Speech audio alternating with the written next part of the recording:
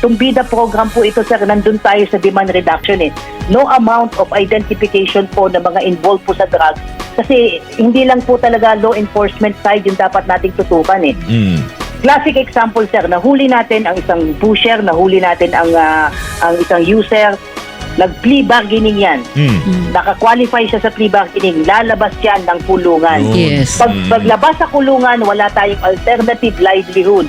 Wala tayong monitoring dun sa site ng barangay official. So, ang tendency niyan, sir, babalik pa rin yan sa dating kanagawian and worse, dahil may mga nakilala siya na mga pusher din, na user habang nandun sa loob, mas lalo pang lumalawak yung network.